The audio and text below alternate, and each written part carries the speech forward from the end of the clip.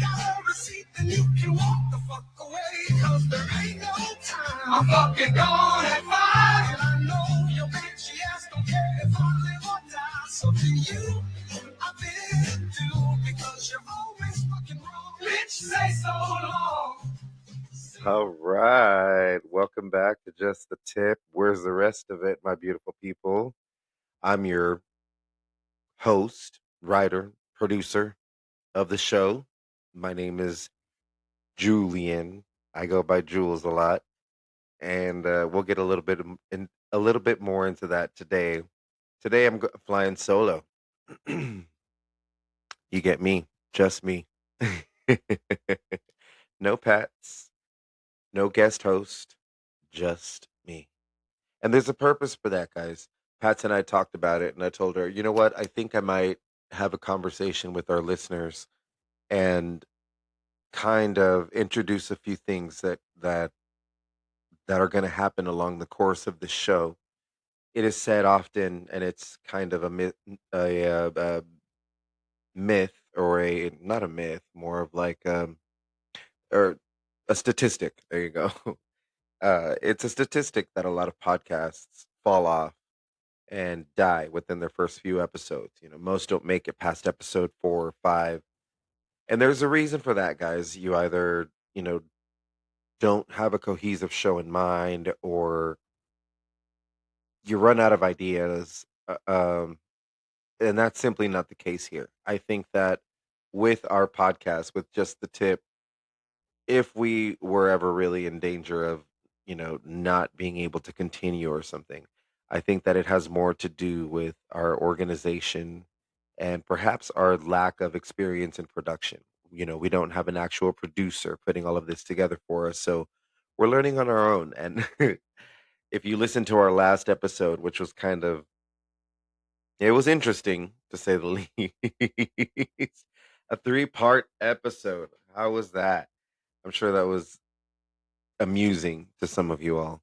And for those of you techies who are probably thinking like, "What the hell? Just fix that, edit it." Yeah, I'm not a techie like that. But this episode is entitled "Let's Take a Beat," and rightfully so, as we're taking a beat. Um, this industry is a very hostile industry. And if you don't choose correctly where you choose to go work, you will wind up finding yourself compromising yourself, your character, your peace of mind for the sake of a job. And sometimes you wind up realizing that it's not really worth it. This in turn creates an unhappy employee. Employees who are not being compensated as they should be are unhappy employees. Unhappy employees are going to do a slew of things, a few of which I'll name today. But let's take a beat and see what happens when the industry begins to chip away at the individual. This industry is hostile, demanding, high pressure. Um, it moves very quickly and changes very quickly, and you must adapt with it. For most people, it's a revolving door. They'll come in through the industry, wait some tables, tend a bar or two, finish school, and get the hell out. You know, like they learn a big lesson in humility, and some of those people take with them, what they learned in a restaurant, and apply it into life. And those are the few patrons that we can thank today. Uh, Yeah, thank you guys. We can thank those guys. We can thank those guys for being part of the tipping force that actually keeps this industry running. Um, when you find that you have an unhappy employee, and that you have, or that you find yourself that you are an unhappy employee in a place where, if you don't like your coworkers, then that's a double negative. So that's going to make you quit right then and there, right? But if you like who you're working for, you like the staff, You like who you're surrounded by. It's just you have, really difficult patrons, excuse me, to deal with. Uh, very rude, irate, aggressive people, pushy people. Uh, and then on top of that, to belabor a point, cheap tippers. Back again to the point of this entire show. The tip. The tip is very important, guys. Again, we're not working for free. We don't work, excuse me. We don't work for free. No one does. However, we end up doing so sometimes because of some of you all. Uh, a lot of the times when I have co-hosts and guests, we don't really get to the matter of things because we get to screwing around and we start playing. And during those episodes, I think that you get to see a lot of Jules, this character that you've met, Jules, along the way. Jules is an uncle. Jules is a server. Jules is a friend to many people. And Jules is a son of a bitch. Jules is a motherfucker. He I can tell you that within everyone lives this duality and this Jules character that was created by the industry. I might add. I don't believe that this Jules person existed before the industry. And when I say it that way, I sound like a schizophrenic. No, uh, the industry creates this layer of rhino skin around you, in order for you to continue showing up every day and giving it all you got to strangers who you don't know and to strangers who belittle you, berate you, patronize you, just piss you off um, while you're working. Let's put that in parentheses while you're working. Because when you're not working, I guarantee you a lot of these restaurant gangsters wouldn't walk up to you talking to you the way they do in a restaurant. And I've said that to someone before. I've had to tell someone, you need to bring it down because I know that if we were in public, you wouldn't be speaking like that to me. I'm sure the name of your tune would be a whole different one, and it'd be sounding a whole lot more swifty than Cardi B right now. um, these types of people are a part of a big group of people that don't realize the effect that they have on innocent people out here who are just trying to do their job. You coming to a restaurant and berating a server over some shit that went down in your life, or I don't know, maybe just because you feel bougie and you feel better than a server because you're misinformed and you don't realize that, you know, servers make a very good living, sometimes more money than what you're making in an office, because they might be in a place where everyone knows how to tip correctly. uh, People fail to recognize that a lot of these servers that they're criticizing and belittling, and I can go on and on and on with adjectives as to what the general public tends to do to servers, aside from fuck them over by not tipping. uh, but a lot of the things that you do, you don't realize that you're affecting the future doctors of America who are, waiting tables while they're in between residencies, or future lawyers who are out here waiting tables, trying to get through law school. Uh, Single mothers who unfortunately might not be able to be in school but are doing what they can to support children. You're you're not you're not you're oh shoot, did I lose my mic here?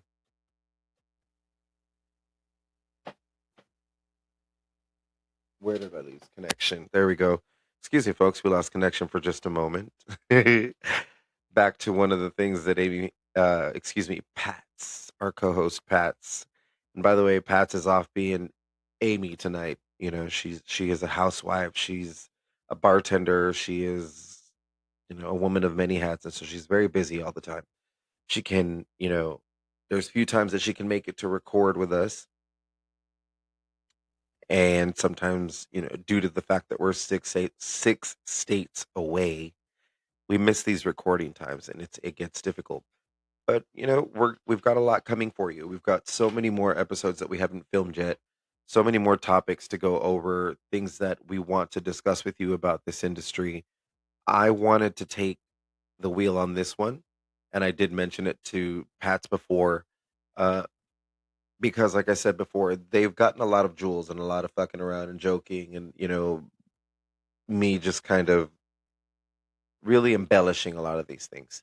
Today, you're, I'm trying to be a little more serious about this, and just to let you know that that's what can happen is that sometimes when an unhappy worker is just putting the blinders on and looking forward and only looking forward to hanging out with the cool people at work and getting through the day and but not making a living and just being stressed out about these kinds of things, and then on top of that, having your sanity chipped away at you little by little with by piece of shit people leaving you you know bullshit tips.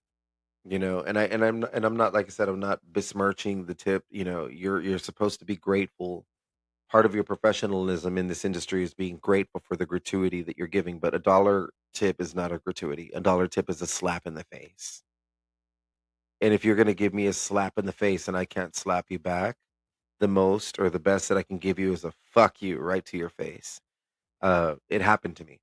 Uh, it was probably like the beginning of the end, I feel, is that when I saw that, you know, that customer was difficult from the get-go, giving me attitude. I couldn't sense what exactly the problem is, whether it was you know, I don't like my server because I'm a bigoted, Nazi bitch or whatever. I don't know.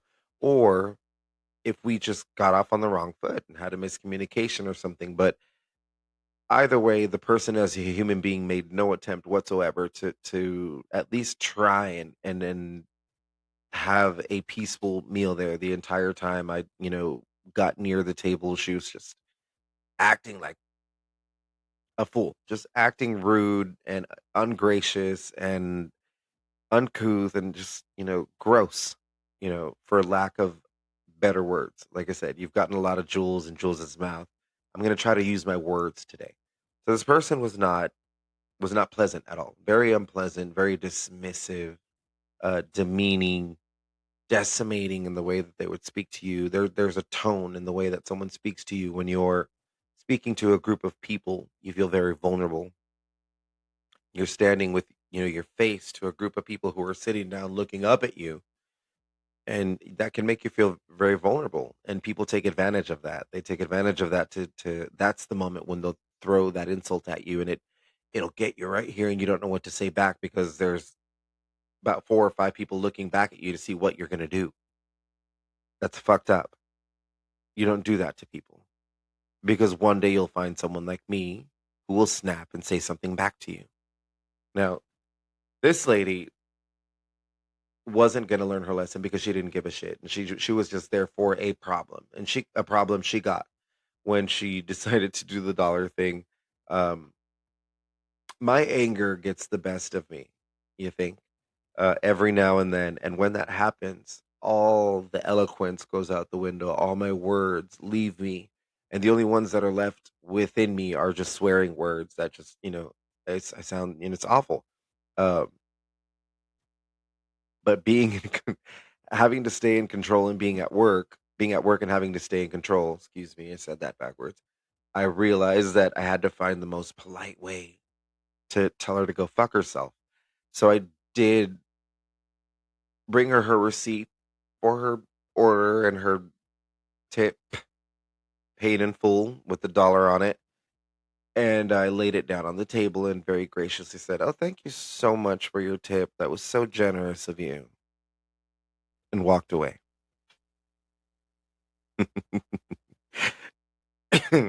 You would think that I had a loophole to get out of that one or whatever, wiggle my way out of that or get past it. There was no way, because on my way on my way out of the patio door, I said, "Fuck your dollar," something like that. So, like I said, my words leave me. I can't remember it. Yeah, So it was the beginning of the end for me in the venture that I had been at most recently. And the only sadness in it was that, that was just the beginning of the end. And it led to other choices that were made again in the name of these customers just being cheap fuckers. Um, like I said, that's when you realize you're unhappy. You're making, you're taking the wrong paths. You're not thinking clearly, and when it all comes down, when the bow comes crashing down, you don't even know where you went wrong. Like, I don't know where I took that wrong left, and this all just, went to shit. Oh well. That just, that showed me that this had to happen for a reason, and it also gives me the opportunity to, jeez, we're having a tongue tie problem tonight. Gives me the opportunity to really introduce myself to you guys as a podcaster without all the slapstick and all the comedy and all the jokes that we're always doing, and sometimes you can't even understand what we're saying because we're too busy giggling. But this podcast is here to educate the general public about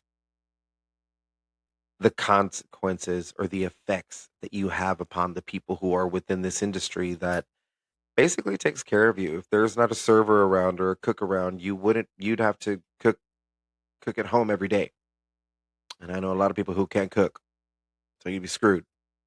Or you'd be stuck eating fast food every day. And we'll circle back to a point that I made a long time ago. Eating out at a restaurant is not a right or a privilege, it is a luxury. So the food that you are spending on is a luxury because it is assumed that you've got plenty at home and tonight you just want to treat yourself.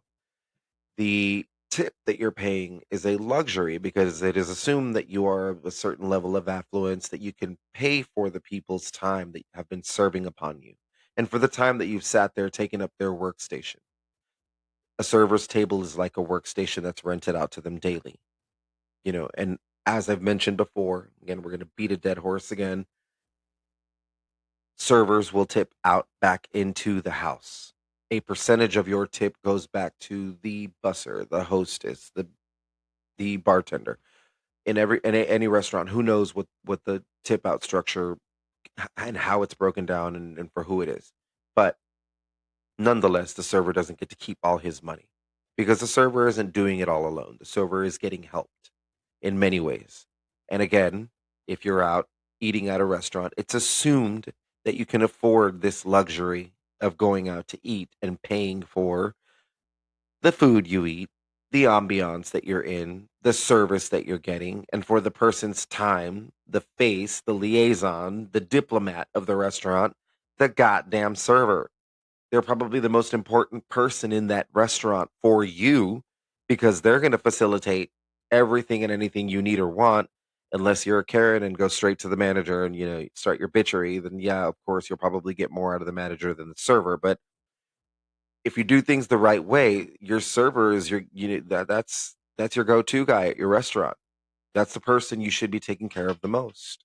And unfortunately, that's the person who's being broken down the most these days. I've witnessed, at the last place I was at, I witnessed a very kind, beautiful server who's young, bubbly, vivacious, very nice with everyone. And people leave her zero fucking dollars. That, there's no explanation, there's no excuse, there's no validation for that. Nobody has the right to do that bullshit. And that's what chips away at the sanity of your industry workers. Those are the things that make them second guess themselves, make them question, did I do something wrong? Am I off today? Is it me? Uh, and you ruin it for the rest of the people that are going to come along their path the rest of the day. They're not going to give the excellent service they just gave to you. If it didn't work with you, then fuck it. Some people might just say, whatever, I'm done with the day. And they check out mentally, give the rest of their tables a shitty, experience, and it's just this domino effect that goes on. simply because this one person couldn't be bothered to do what's right and take care of the server that took care of them. Ugh, I'm done with that point. Stick a fork in me, I'm done. You know, be sure to mind yourself when you speak. When I say mind yourself, mind your tone. It's not what you say, it's how you say it. That's a two-way street because sometimes servers can be a little abrasive whenever they get a little whenever they get a little hair across their ass. Uh, however, you're coming up against somebody who's working and can't defend themselves. So, like I said, most people you're gonna make them feel bad, and they're gonna go home, have a bottle of wine over this shit, and think it out and give it circles and circles in their head. Other people like me will probably just tell you to go fuck off, even if it means their job. That that is one of the reasons why I chose to come into this realm of entertainment of podcasting. I wanted to let the public know what it's like, when you're sitting down, from our perspective, sitting down in this chair and you're looking up at a server who comes up to serve you, what it's like on the other side. A lot of people don't know what it's like, and a lot of people aren't aware of the struggle that's going on the other side. That's a whole person right there trying to, or that's a person trying to make a whole living for themselves, probably a family and others. You know, that's a person who's trying to get somewhere in life with your tip. And the fact that they chose that job does not demean them in any way. Like I said, you don't know that.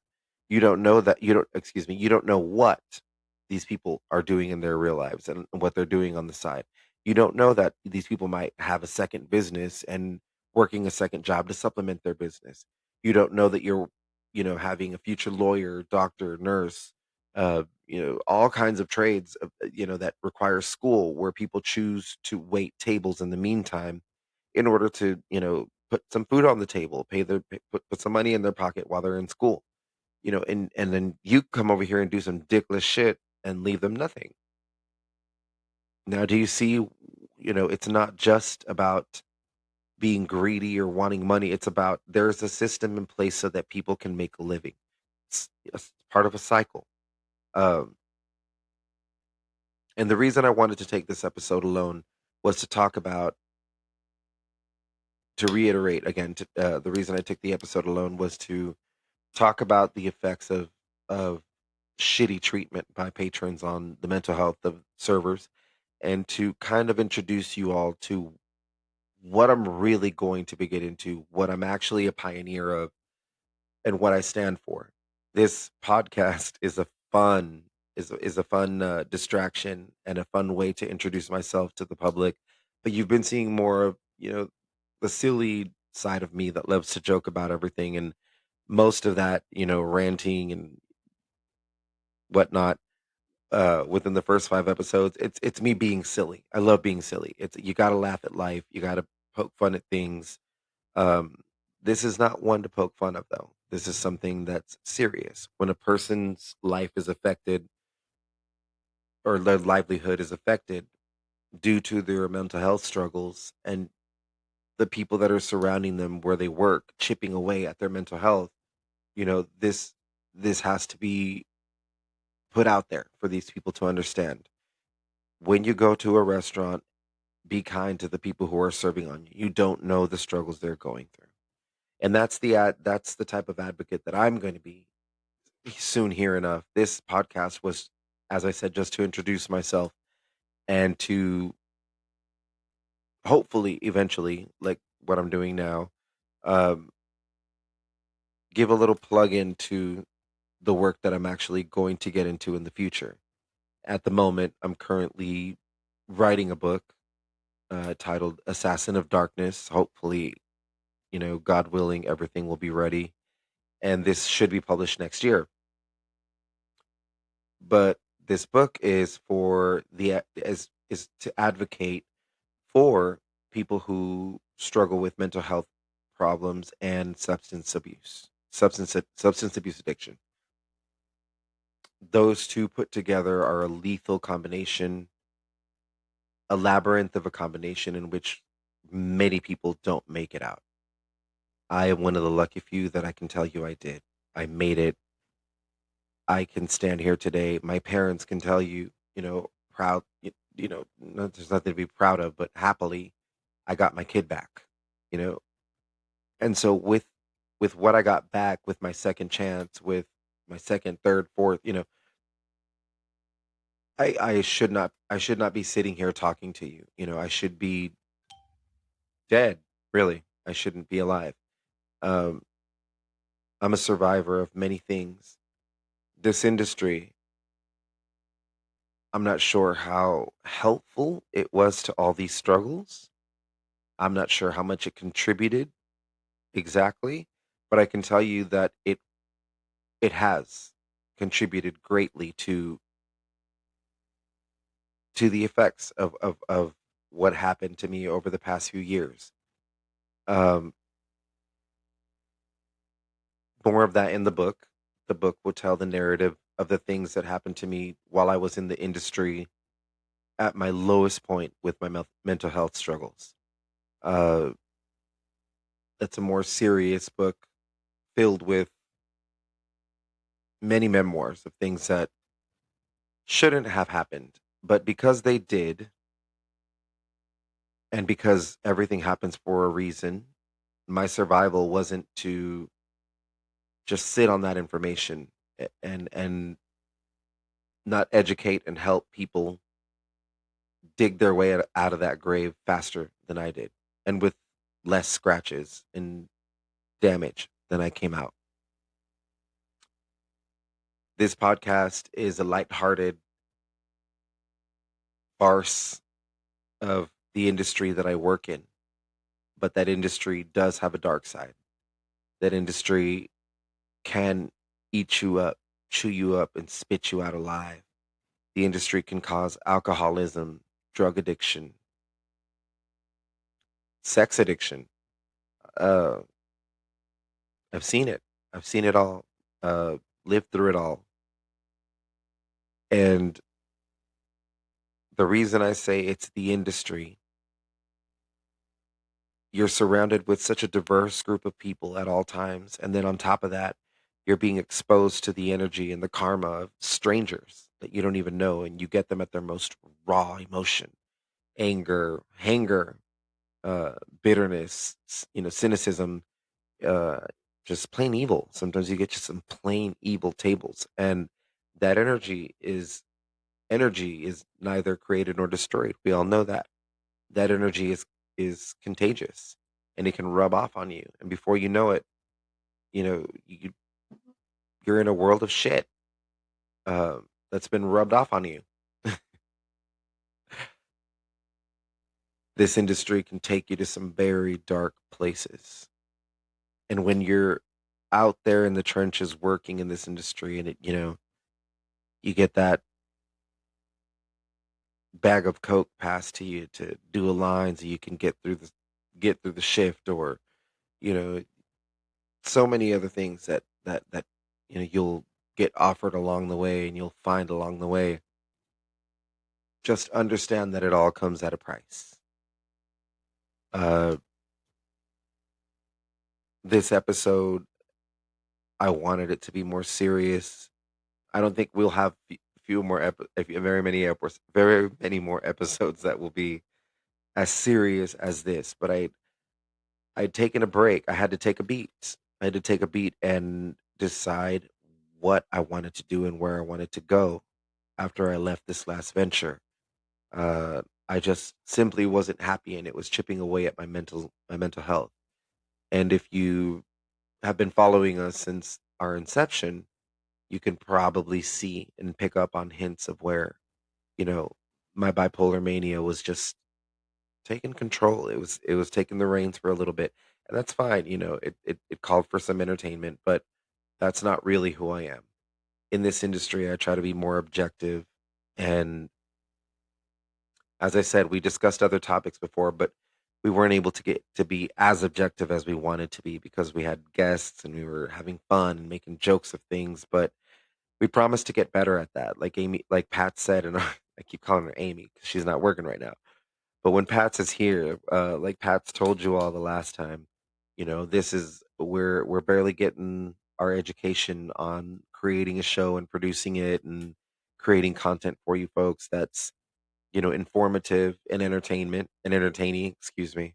That's our goal. That's what we want to do with this podcast. And eventually this podcast will stop being just the tip. There's only so much that we can say about the industry without repeating ourselves, and I think that we've been beating a dead horse on the last 3 episodes about tipping, but eventually this podcast is going to metamorphosize into a podcast about mental health struggles, keeping up with them, dealing with them, getting to know people who are struggling with mental health issues and, helping them cope, sharing stories, seeing what we can cross-reference to help people out. Again, my goal in this life is to create a contribution. Just the tip, whereas the rest of it was my first contribution. And it was a funny, silly one, um, humorous one. Uh, it was my way of getting my feet wet into this business, into speaking and into, relaying messages to a mass audience. It's something that I hope to get better at and something that I hope that reaches you because it's coming from all the most genuine and sincere part of me. When I analyze this business and what it does to people, when I joke around, just take comfort in knowing that my jokes are coming from a real place and they mean there's a reason why I'm joking about what I'm joking about. Um, and to, lighten up the segment a little bit, we have some segments coming up. A very anticipated segment called "Sex in the Industry." Of course, we all want to know about sex. Everybody loves sex, drugs, and rock and roll. Well, I guess nowadays we can call it sex, drugs, and rap, right? But whatever it is, everyone's always intrigued by sex. Everyone always wants to talk about sex, and everyone always wants to give their 2 cents about sex. Everyone always wants sex. So I think the next 2 episodes are going to be very interesting. Pat and I talked about bringing in an actual sex worker and talking about some of the things that go on in the industry of the sex workers are also in the service industry. They provide a service just at a much different cost. And we'll get more into that on our next episode of Just the Tip. Where's the rest of it? Hopefully, next time Pats will be joining us along with our special guest sex worker. We'll reveal who she is and what she does and who she is and what she does next time. Or I don't know. Well, we know what she does. We'll talk about who she does. Well, I'm just kidding. She's a very good friend of mine, and I can't wait to have her on the show. So we'll see you next week. Love you guys, and thank you for bearing with us here at Just a Tip. Where's the rest of it?